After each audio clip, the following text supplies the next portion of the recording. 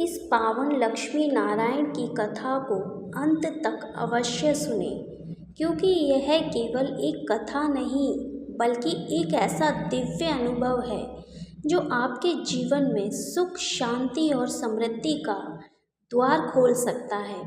कहते हैं कि जो व्यक्ति सच्चे मन से भगवान विष्णु और माँ लक्ष्मी की कथा सुनता है, उसके जीवन से दरिद्रता, कष्ट और परेशानियां धीरे धीरे समाप्त हो जाती है। और अगर आप इस कथा को श्रद्धा से अंत तक सुनते हैं तो लक्ष्मी नारायण की कृपा आपके घर में अवश्य आएगी। बहुत समय पहले क्षीर सागर में भगवान विष्णु शेषनाग पर विराजमान थे। चारों ओर शांति थी, दिव्यता थी और एक अद्भुत प्रकाश फैला हुआ था। माँ लक्ष्मी उनके चरणों के पास बैठी थी और अत्यंत प्रेम से उनकी सेवा कर रही थी।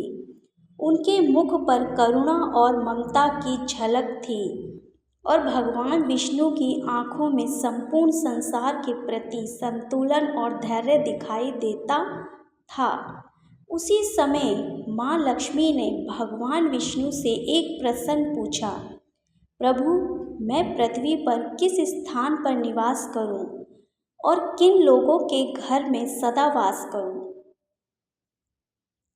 भगवान विष्णु मुस्कुराए और बड़े शांत स्वर में बोले, हे देवी, आप वहाँ निवास करें जहाँ लोग सच्चे मन से धर्म का पालन करते हों, जहाँ घर में साफ सफाई हो, जहाँ स्त्री और पुरुष एक दूसरे का सम्मान करते हों, जहाँ अतिथि का आदर किया जाता हो और जहाँ सबसे महत्वपूर्ण, जहाँ लोग अपने कर्मों को ईमानदारी से करते हों।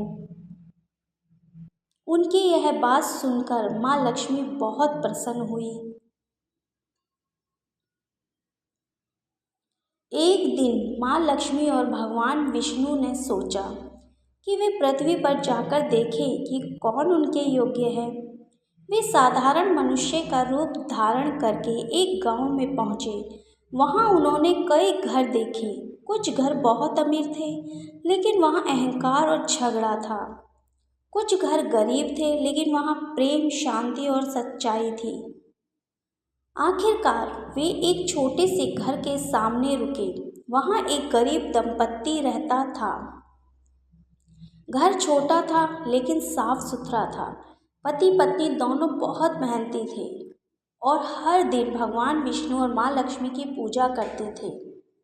जब उन्होंने अतिथि रूप में आए लक्ष्मी नारायण को देखा तो तुरंत उनका स्वागत किया।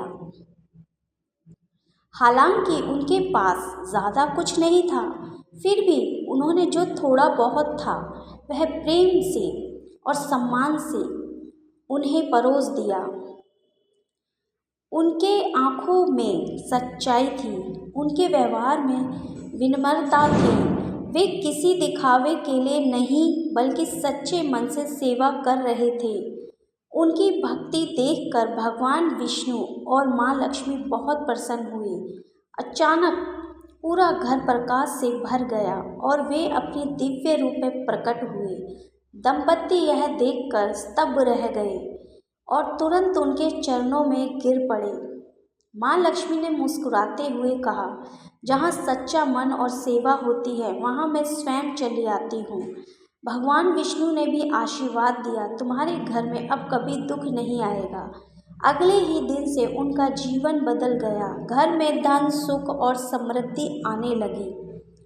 इस कथा से हमें यह सीख मिलती है कि भगवान को केवल पूजा से नहीं बल्कि सच्चे मन और अच्छे कर्मों से पाया जा सकता है।